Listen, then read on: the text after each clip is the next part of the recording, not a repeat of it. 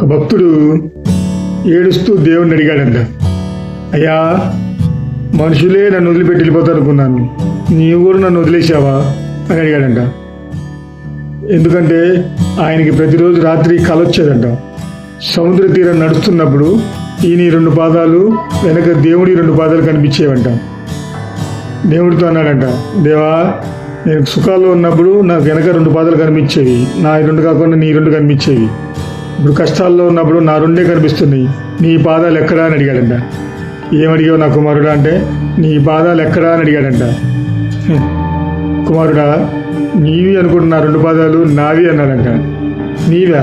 మరి నా పాదాలు ఎక్కడా అంటే, నువ్వు నెమ్మది కలిగిన దినములలో నువ్వు నడవగలిగినప్పుడు నీ వెనక నేను నడిచాను, నీవు నడవలేని స్థితిలో శ్రమల కొలిమిలో ఉన్నప్పుడు నేను ఎత్తుకొని నా అరచేతుల మీద నేను నడిపిస్తున్నాను అన్నాడంట.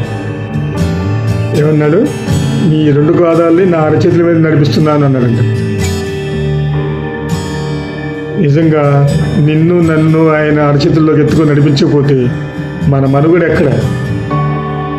మనకు ఎదురవుతున్న ఈ శ్రమలలో, మనకు ఎదురవుతున్న ఈ సుడిగాండాలలో, మనకు ఎదురవుతున్న ఈ ప్రతికూలతలో, మనకు ఎదురవుతున్న ఈ అలజడిలో మన మనుగడ ఉండేదా? ఎప్పుడో వెళ్ళిపోయేవాళ్ళం. నిజంగా ఆయన మంచి హృదయం కలిగిన దేవుడు. ఆయన్ని వదిలిపోవద్దు, ఆయన కదిలిపోవద్దు. మనకు ఎంతైనా నమ్మదగిన వాడు నా యేసయ్య. ఆయన పాదాలనే పెనవేసుకుందాం, ఆయన పాదాల చుట్టూ అవుతుందాం, ఆ పాదాల దగ్గరే ఉందాం. ఎంత శ్రమలైనా ఆయన వదిలిపోవద్దు. ఆయనే మనకు దారి చూపించగలిగే దేవుడు. యేసయ్య నామముకి మహిమ కలుగును గాక. Praise the lord.